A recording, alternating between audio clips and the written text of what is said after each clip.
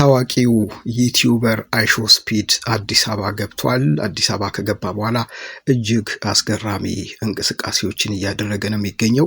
የአድዋ ድል መታሰቢያን በባዶ እግሩ እየጎበኘ እንደሚገኝም ታውቋል። አይሾስፒድ ታዋቂው አሜሪካዊ ዩቲዩበር እና የቀጥታ ስርጭት አቅራቢ ወጣት አይሾስፒድ ወይም ዳረን ዋቲስከን ጁኒየር አዲስ አበባ ገብቷል።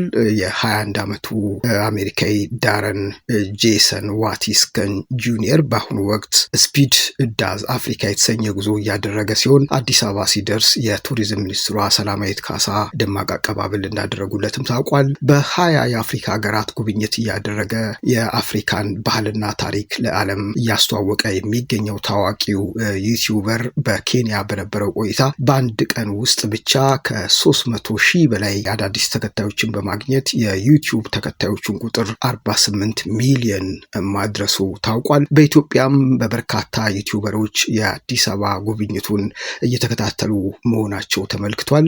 ዩቲዩበሩ በአዲስ አበባ እያደረገ ያለው ጉብኝትን በዩቲዩብ ገጹ በቀጥታ ስርጭት እያስተላለፈ እንደሚገኝም ታውቋል። ከ191 ሺህ በላይ ሰዎች የቀጥታ ስርጭቱን እየተከታተሉ መሆናቸውንም ነው መረጃዎች የሚያመለክቱት።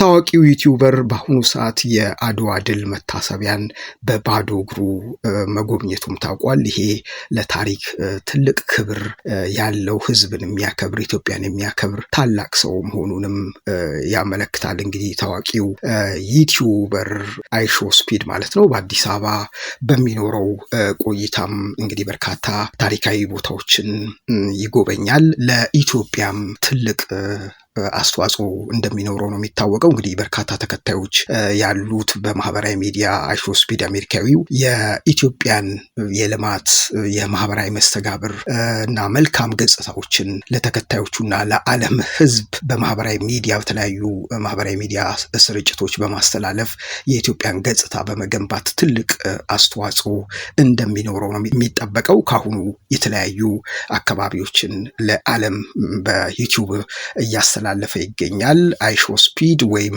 ዳረን ዋቲስከን ጁኒየር እንግዲህ አዲስ አበባ ይገኛል። የአድዋ መታሰቢያንን በባዶ እግሩ ጎብኝቷል። በቀጥታ ስርጭትም አዲስ አበባ እና ሌሎች አካባቢዎችንም እያስጎበኘ ነው የሚገኘው። የአይሾስፒድ አዲስ አበባ መገኘት ለኢትዮጵያ ሶሻል ሚዲያ ተጽዕኖ ፈጣሪዎችና ለወጣቱ ትውልድ እጅግ መነቃቃትን እንደሚፈጥር ነው የሚጠበቀው። በሀገርን ባህል ወግ እና የኢትዮጵያን መስተንግዶ ለዓለም በማስተዋወቅ ረገድ የዚህ ታዋቂው ዩቲዩበር አይሾስፒድ ትልቅ አስተዋጽኦ ይኖረዋል። እንግዲህ የስፒድ ቆይታ ውጤታማ ለማድረግ እና የኬንያን ሪከርድ ለመስበር የሚደረገው ርብርብ እንግዲህ መጠንከር እንዳለበት ነው በርካቶች ሀሳብ የሚሰጡት። እንግዲህ አይሾስፒድ በአዲስ አበባ ቆይታው ተጀምሯል። የአድዋ መታሰቢያንም በእግሩ ጎብኝቷል።